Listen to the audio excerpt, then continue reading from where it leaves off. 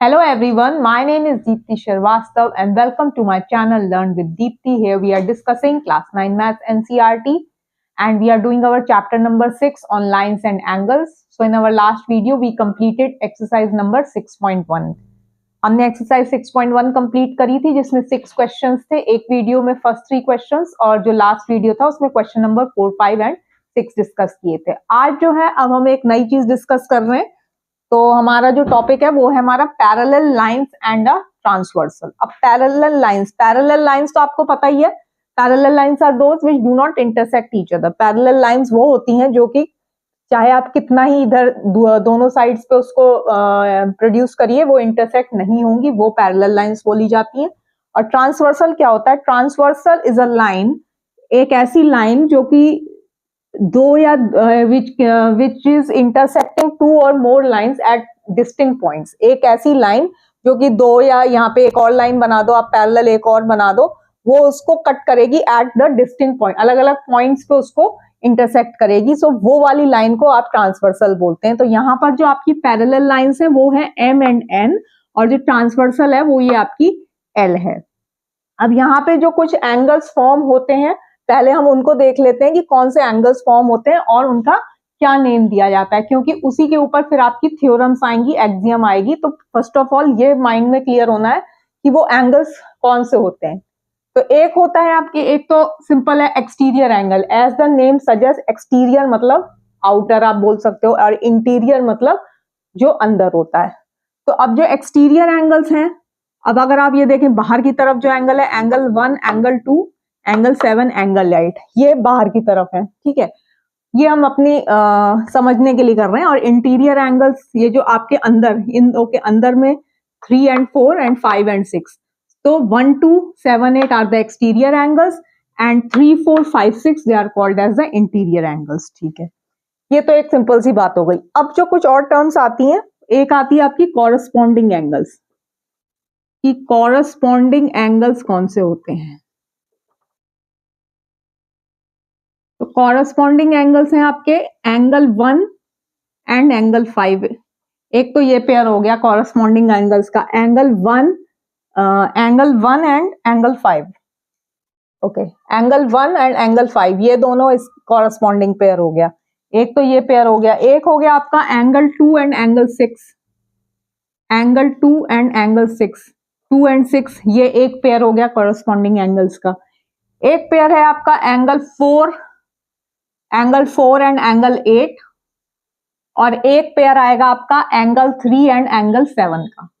ये जो आपके हैं ये कॉरस्पॉन्डिंग एंगल्स के पेयर हैं. Angle 1 and angle 5, angle 2 and angle 6, angle 4 and angle 8 and angle 3 and angle 7. ये जो है ये 4 पेयर हैं ऑफ द कॉरस्पॉन्डिंग एंगल्स. एक टर्म आती है आपकी corresponding alternate interior angles. Alternate interior angles. तो एक तो है आपका एंगल 4 एंड एंगल 6 और एक है आपके एंगल 3 एंड एंगल 5.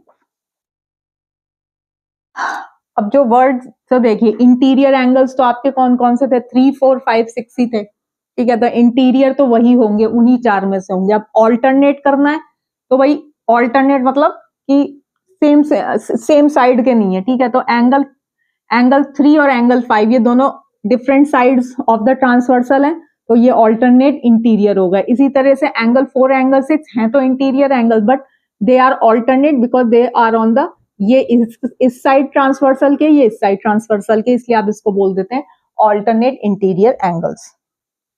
एक आते हैं आपके alternate exterior angles. Alternate exterior angles. अब इसका जो पेयर बना है वो है आपका angle 1 and angle 7. Again exterior word आ गया तो एक्सटीरियर एंगल ये 4 ही होंगे. ठीक है, angle 1 and angle 7 and angle 2 and angle 8.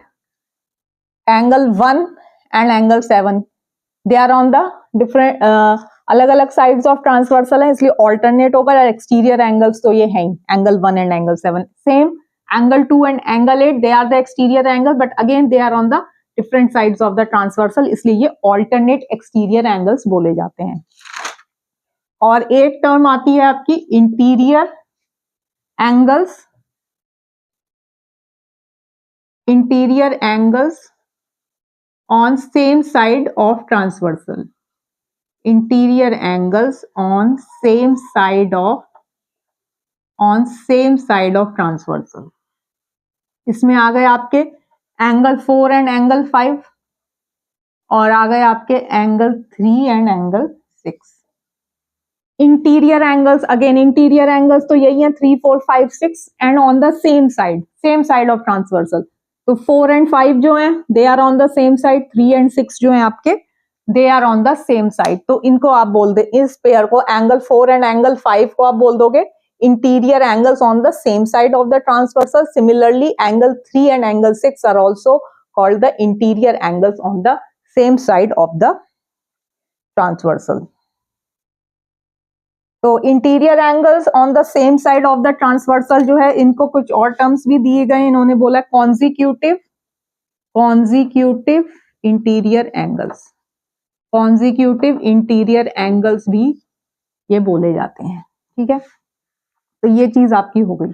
Next, इसके बाद जो हम डिस्कस करने जा रहे हैं वो है हमारी कॉरस्पॉन्डिंग एंगल्स एक्सियम। तो कॉरस्पॉन्डिंग एंगल्स एक्सियम अब हम डिस्कस करेंगे, जिसमें कि दो आ जाती हैं। एक तो एक्सियम है और उसी का हम कन्वर्स भी देखेंगे कि उसको कन्वर्सली भी आप कैसे उसको रिवर्स, कन्वर्स मतलब एक तरीके से उसको रिवर्स करके उल्टा करके भी आप उसको कैसे लिख सकते हैं। तो ये हो गई। आप अब आ रही है आपकी corresponding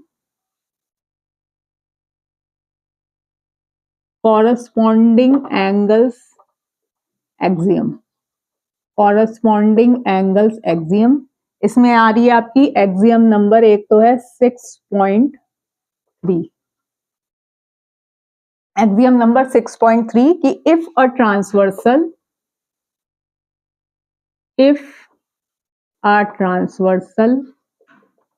intersects two parallel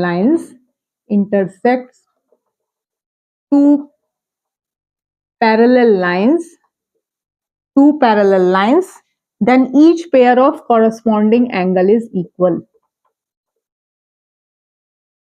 Then each pair of corresponding angles is equal.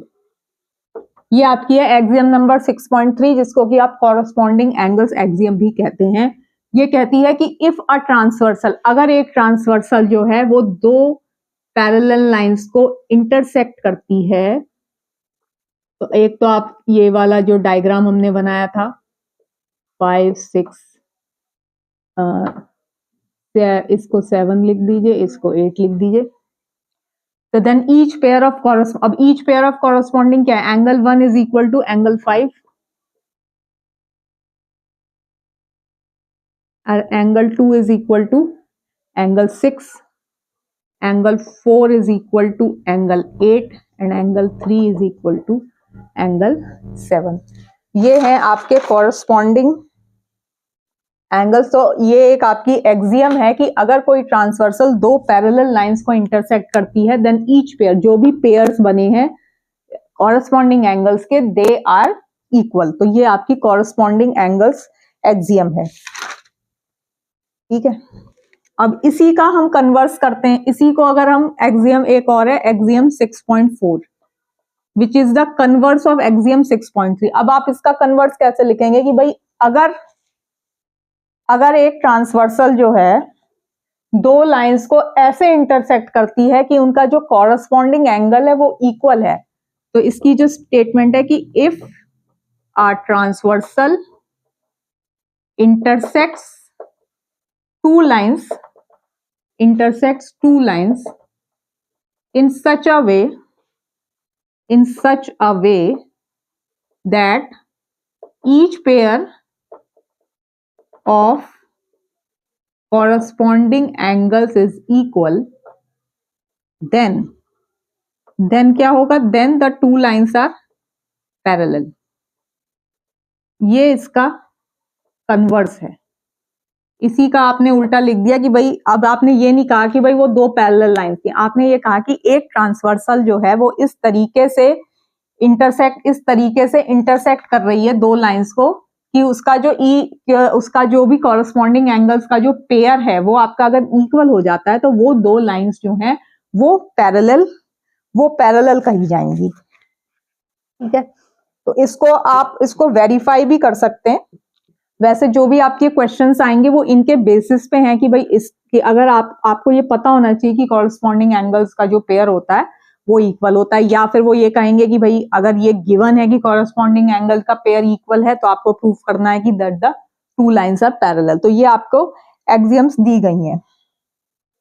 तो अगर आपको इसको करना पड़े तो ये तो आपकी 6.3 हो गई, ठीक है, ये एक्सियम हो गई। अब 6.4 को अगर हम ऐसे एक फिगर ड्रॉ करके देखते हैं और उसमें देखते हैं कि ये चीज आ रही है कि नहीं आ रही है। ठीक है, इसको अपन फिगर ड्रॉ करके देखते हैं एक बार।